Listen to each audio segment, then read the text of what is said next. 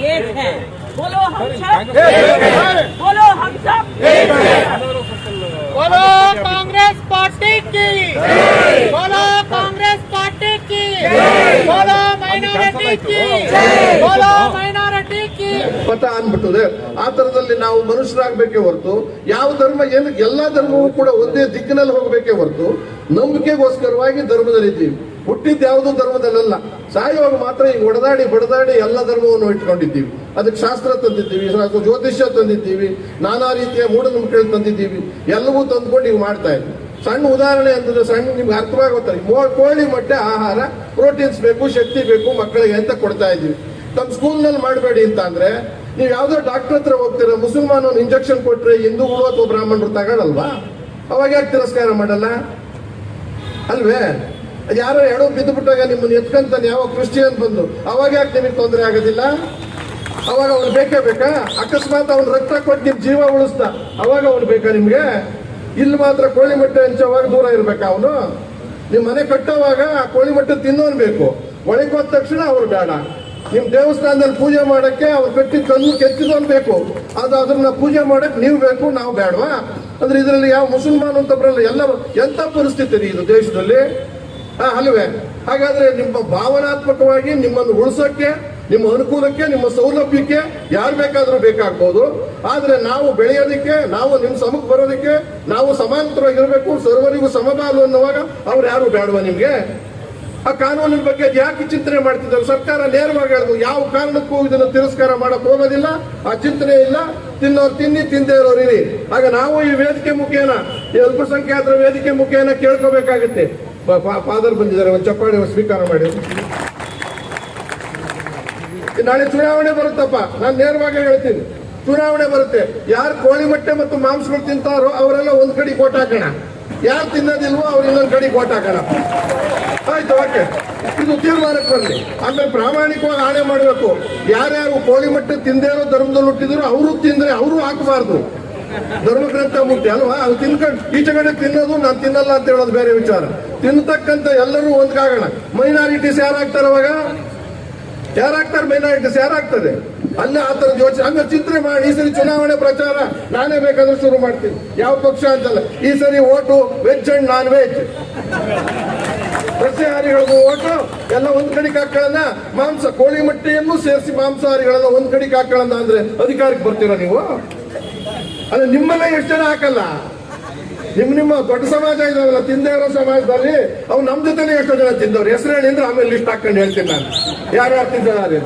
ಇವತ್ತು ಯಾರು ಈ ಮಧ್ಯಮ ವರ್ತಿಗಳ ಕೆಲಸ ಮಾಡ್ತಿದ್ದ ಸಮಾಜ ಇದೆಯೋ ಅವರು ಅಂತವ್ರೆ ಆಗಿದ್ದಾರೆ. ನಾನು ನೇರವಾಗಿ ಯಾಕೆ ಹೇಳ್ತಿದ್ರೆ, ನಾನು ಅರ್ಥ ಆಗ್ಲಿ ಅಂತ ಹೇಳ್ತಾ ಇದ್ದೀನಿ. ಹಿಂಗಿರೋವಾಗ ಮನುಷ್ಯ ಧರ್ಮ ಹೊಂದಿರ್ಬೇಕೆ ಹೊರತು, ಮನುಷ್ಯ ಪದ ಹೊಂದಿರ್ಬೇಕೆ ಹೊರತು ಮಾನವ ಧರ್ಮವೇ ಧರ್ಮ.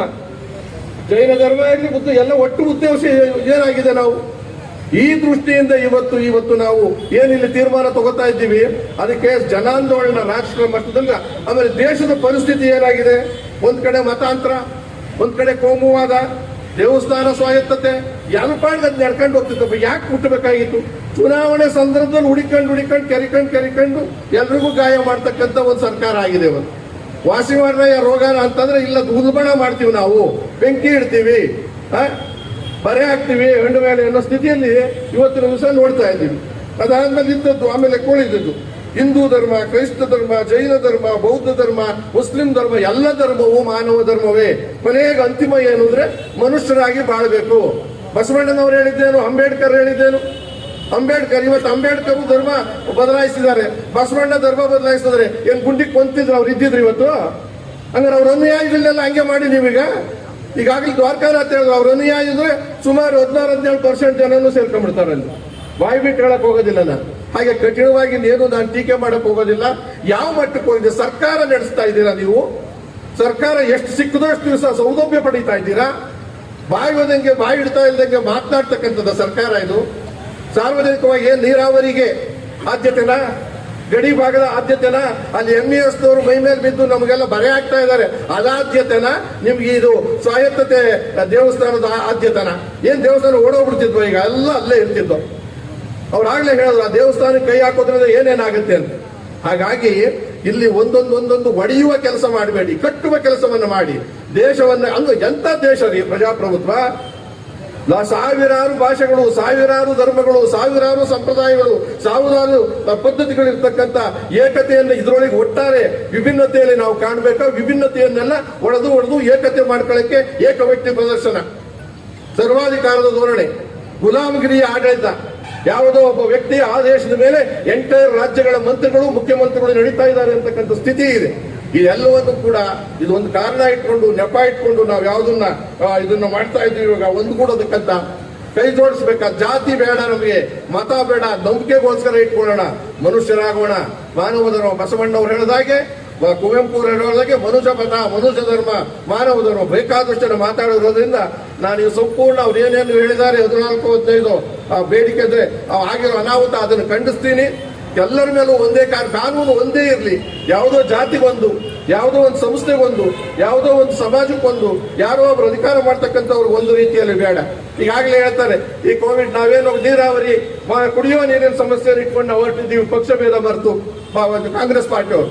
ಅದಕ್ಕಾಗಲೇ ಹೇಳ್ತಾ ಇದ್ದಾರೆ, 7ನೇ ತಾರೀಕು ಅವ್ರು ಮಾಡ್ತಿರೋ ರಾಜಕೀಯ ಗೊತ್ತಿದೆ, ನಾವು ಅದಕ್ಕೊಂದು ಕೌಂಟರ್ ಕೊಡ್ತೀವಿ, ಈ ಕೋವಿಡ್ ಇಟ್ಕೊಂಡು ಅದನ್ನ ಇದನ್ನ ಮಾಡ್ತೀವಿ ಅಂತದ್ದು. ಲಾಕ್ಡೌನ್ ಮಾಡಿದ್ರೆ ಬೇಜಾರಿಲ್ಲ ನಮಗೆ. ನಿಜವಾಗ್ಲೂ ಲಾಕ್ಡೌನ್ ಮಾಡಿದ್ರೆ ಎಲ್ಲರಿಗೂ ಒಂದೇ ಕಾನೂನು ಮಾಡಿ. ನೀವು ಹೋಗಿ ಭಾಷಣ ಮಾಡುವಾಗ, ತಪ್ಪುಗಳವಾಗ 1000 ಜನ ಸೇರ್ಬೋದು, ಅಲ್ಲಿ ಕೋವಿಡ್ ಬರಲ್ಲ. ನಾವು ಮೇಕೆದಾಟಿಗೆ ಬಂದಾಗ ಕೋವಿಡ್ ಬರ್ತದೆ. ಇದು ನ್ಯಾಯನ ನಿಮಗೆ? ನಿಮಗೆ ಬೇಕಾದ ಅನುಕೂಲವನ್ನು ಮಾಡಿ. ಕೆಲವರಿಗೆ 50% ಜನ ಸೇರ್ಬೋದು, ಇನ್ನೊಂದ್ ಕಡೆ ನಂಬರೆಲ್ಲ ಇರೋವಾಗ 100 ಜನ ಬೇಕಾದ್ರೂ ಸೇರಿಸ್ಕೊಡಿ. ಇದ ಕೋವಿಡ್ ಕತೆ. ಕೋವಿಡ್ ಎಲ್ಲರೂ ಒಂದೇ ಅಲ್ವಾ? ಪಾಪ ಕೋವಿಡ್ ನಿಜವಾದ ಧರ್ಮ, ತನ್ನ ಧರ್ಮ ತಾನು ಮಾಡ್ತಾ ಇದ್ದೆ. ನಿಮ್ಮನ್ನೆಲ್ಲ ಕೊಲ್ಲಬೇಕು ಬಂದಿದ್ದೀನಿ, ಕೊಲ್ತೀನಿ. ನೀನ್ ಮುಸಲ್ಮಾನ್ ಆಗು, ನೀನ್ ಲಿಂಗಾಯತ ಆಗು, ನೀನ್ ಬ್ರಾಹ್ಮಣ ಆಗಿ ಯಾರನ್ನ ಬಿಡ್ತಾ? ಸುರೇಶ್ ಅಂಗಡಿನೇ ಬಿಟ್ಟಿಲ್ಲ. ಅಲ್ಲಿ ದೊಡ್ಡ ಸಮಾಜ ಆದ್ರೂ ಕೂಡ ಎದುರ್ಕೊಳ್ಳಿಲ್ಲ ವೀರಶೈವರು ಅಂತ. ನಮಗೊಂದು ಕಿತ್ಕೊಂಡೆ ಹೊಟ್ಟೋಗ್ಬಿಡ್ತು, ಬೀದಿ ಪಾಲ್ ಮಾಡ್ಕೊಟ್ಟೋಯ್ತು. ಹಾಗೆ ಕೋವಿಡ್ ಜಾತಿ ಅದು ರಕ್ಷಣಾತ್ಮಕವಾದಲ್ಲ, ಗುಣಾತ್ಮಕವಾದಲ್ಲ, ನಕಾರಾತ್ಮಕವಾದ. ನಾವು ಗುಣಾತ್ಮಕವಾದ ಕೋವಿಡ್ ರೀತಿಯ ಆರೋಗ್ಯವಂತ ಕೋವಿಡ್, ಆರೋಗ್ಯವಂತ ಎಂತದೋ ಕಾನೂನು ಬಂದಿದೆಯಲ್ಲ ಈಗ. ಅವೆಲ್ಲ ಒಮ್ರಿಕಾನ, ನಾನು ಅಮ್ರಿಕಾನ್ ಅಂದ್ಕೊಂಡೆ ಏನ. ನಾವು ನಮ್ಮ ಭಾಷೆಯಲ್ಲಿ ಹೇಳೋದಾದ್ರೆ ಇದೆಲ್ಲವೂ ಕೂಡ ಉದ್ದೇಶಪೂರ್ವಕ ದ್ವೇಷ ರಾಜಕಾರಣ ಮಾಡ್ತಿರೋ ಈ ಸರ್ಕಾರ ಇರೋದು ಅಗತ್ಯ ಇಲ್ಲ. ಚುನಾವಣೆ ಬರ್ತಿರೋದ್ರಿಂದ ನಾನು ಹೇಳಿದಾಗೆ ಆ ದಿಕ್ಕಿನಲ್ಲೇ ನಾವು ಯೋಚನೆ ಮಾಡಬೇಕಾಗಿದೆ. ಇಂತಹ ಸರ್ಕಾರದ ಹತ್ತಿಕ್ಕದೇ ಇದ್ರೆ ನಾವು ಯಾವುದೋ ಒಂದು ತಾಲಿಬಾನ್ ಗಲಾಟೆ ನೋಡ್ತೀವಿ, ಹಿಂದೆ ಹಿಟ್ಲರ್ ಕತೆ ನೋಡ್ತಿದ್ದು, ಮುಸ್ಲಿಂ ಕತೆ ನೋಡ್ತಿದ್ದು. ಆ ಮಟ್ಟಕ್ಕೆ ಯಾವುದೇ ಒಂದು ರಾಜ್ಯ ಆಗೋದು ಬೇಡ, ಯಾವುದೇ ದೇಶ ಆಗೋದು ಬೇಡ ಅಂತ ಹೇಳಿ ದಯಮಾಡಿ ಸ್ವಲ್ಪ ಲಂಬಿಸಿ ಮಾತಾಡಿದ್ದು ಅನಿವಾರ್ಯವಾದ್ದರಿಂದ. ಆಮೇಲೆ ನಾನು ಯಾಕೆ ಧೈರ್ಯ ಮಾತಾಡ್ತೀನಿ ಅಂದ್ರೆ ನನ್ನ ಯಾರು ಅವಿಶ್ವಾಸ ಮಾಡಿ ಕೆಳಗಿಳಿಸಕ್ಕಾಗದವ್ರು ಮಾತಾಡ್ತಾ ಹೇಳಿದ್ರು. ಬಸವಣ್ಣನವರು ಯಾವ ತರ ಬದಲಾವಣೆಯನ್ನ ಈ ರಾಜ್ಯದಲ್ಲಿ, ವಿಶೇಷವಾಗಿ ನಮ್ಮ ರಾಜ್ಯದಲ್ಲಿ ಯಾವ ರೀತಿಯಲ್ಲಿ ತಂದ್ರು, ಏನನ್ನ ಹೇಳಿದ್ರು, ಭಗವಂತನನ್ನ ಎಲ್ಲಿ ತೋರಿಸಿದ್ರು. ಇವ್ರಿಗೆ ಯಾರಿಗಾದ್ರೂ ಬುದ್ಧಿ ಇದ್ರೆ ಖಂಡಿತವಾಗಿ ಈ ಕಾನೂನನ್ನ ಇಲ್ಲಿ ತರ್ಲಿಕ್ಕೆ ಸಾಧ್ಯನೇ ಇಲ್ಲ. ಬದಲಾವಣೆ ಜಾತಿ ಧರ್ಮಗಳನ್ನ ಬಿಟ್ಟು ಬೇರೆ ಧರ್ಮಕ್ಕೆ ಅಂದ್ರೆ ಮುಖ್ಯಮಂತ್ರಿಗಳು ಅವರ ಹಿನ್ನೆಲೆಯನ್ನೇ ಪ್ರಶ್ನೆ ಮಾಡಿದ್ರೆ ಅವ್ರ ಹತ್ರ ಉತ್ತರ ಇರುತ್ತಾ? ಖಂಡಿತವಾಗಿರಲ್ಲ. ಅದರಿಂದ ನಾವು ಆಲೋಚನೆ ಮಾಡಬೇಕಾಗಿರೋದು, ಇದು ಕಾಂಗ್ರೆಸ್ ಪಕ್ಷ ಯಾಕೋ ಅಧಿಕಾರಕ್ಕೆ ಬರಕ್ಕೆ ಅಂತ ಹೇಳಿ ಈ ಕಾರ್ಯಕ್ರಮವನ್ನ ನಾವು ಮಾಡ್ತಾ ಇಲ್ಲ. ನಾವು ಕಾಂಗ್ರೆಸ್ ಪಕ್ಷ ಈ ದೇಶವನ್ನ ಸ್ವಾತಂತ್ರ್ಯ ತರಲಿಕ್ಕೆ ಹೋರಾಟ ಮಾಡಿ, ಸ್ವಾತಂತ್ರ್ಯವನ್ನ ತಂದು ಹೋರಾಟವನ್ನ ಮುಂದೆ ಮಾಡ್ತಾನೆ ಬಂದಿರುವಂತ ಪಕ್ಷ ಕಾಂಗ್ರೆಸ್ ಪಕ್ಷ.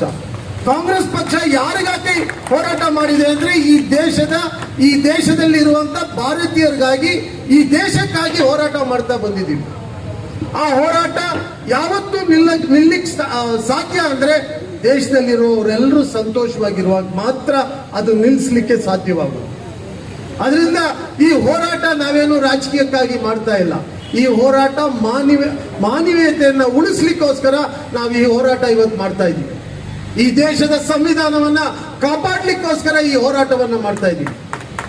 ಬಾಬಾ ಸಾಹೇಬ್ ಅಂಬೇಡ್ಕರ್ ಅವರು ಕೊಟ್ಟಂತ ಒಂದು ಸಂವಿಧಾನ ಇಡೀ ಪ್ರಪಂಚದಲ್ಲೇ ಈ ತರದ್ದು ಇನ್ನೊಂದು ಸಂವಿಧಾನ ಇಲ್ಲ ಅಂತಾನೆ ಹೇಳ್ಬೋದು ನಾವು.